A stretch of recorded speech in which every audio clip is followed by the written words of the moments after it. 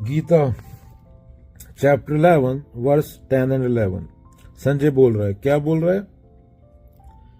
In that cosmic form, Arjun saw unlimited faces and eyes decorated with many ornaments and wielding many kinds of divine weapons.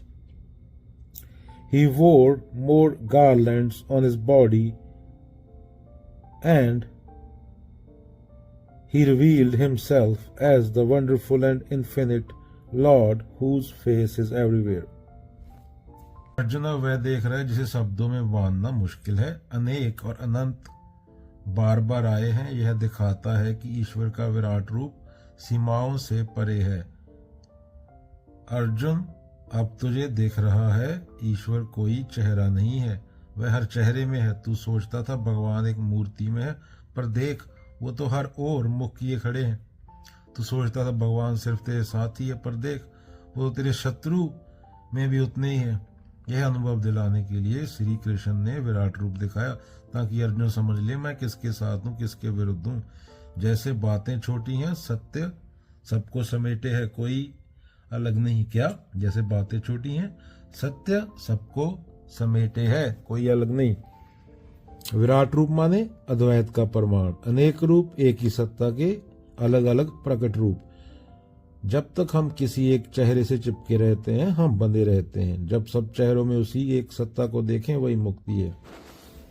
मान लो एक बड़ा आईना सामने रख लो, उसमें 100 लोग खड़े हों तो 100 चेहरे देखेंगे, पर आईना एक ही है। वैसे ही भगवान का विराट रूप अनेक चेहरे पर मूल एक है।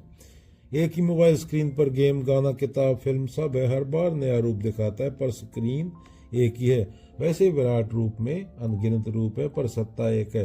हम सोचते हैं यह मेरा देश है, वह तेरा देश है, पर जब तापमान बढ़ता है तो पाकिस्तान के लोग भी मरते हैं, इंडिया के भी मरते हैं।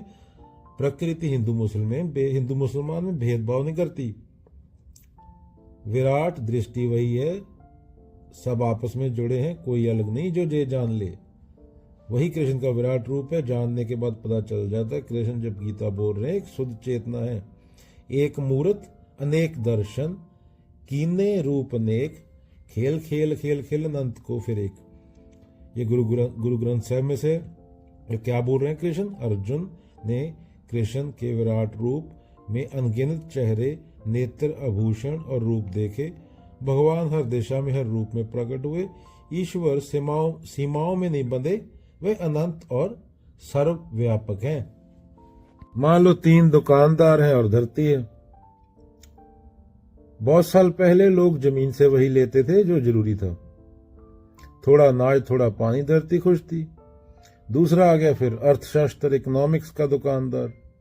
फिर इंसान ने कहा जितना ज्यादा होगा उतना अच्छा। उन्हें बड़ी बड़ी फैक्ट्रियां बनाई, कारें खरीदी, कोयला जलाया, पैसा बढ़ा, लेकिन साथ ही धुआं और प्रदूषण भी बढ़ा, कैंसर भी बढ़ा। उसके बाद ग्लोबल वार्मिंग आई। अब धरती गर्म होने लगी, बर्फ पिघली, बारिश गड़बड़ा गई, जानवर और पेड़ दुखी हो गए। इंसान समझ गया कि सिर्फ पैसा और लालच से धरती को नुकसान होता है। इतिहास कहता है धरती को संभाल कर इस्तेमाल करो। अर्थशास्त्र कहता है जरूरी चीजें बनाओ, लालच मत करो। जितना ग्रोथ होगा, अगर ग्रोथ के बदले बंदा ही न बचेगा तो ग्रोथ कौन करेगा बाद में? बंदा होना जरूरी है ना। बंदे के बिना ग्रोथ क्या करोगे? कार बेचने के लिए कार कंपनी किसको बेचेगी? कार खरीदने के लिए बंदे जिंदा रहने चाहिए ना। ये लालच में कहाँ दिखता है? इतना दिख जाता तो तुम्हारी कंट्रियों के प्रेसिडेंट बुद्ध ना हो गए होते और तुम इंसान ना बन गए होते।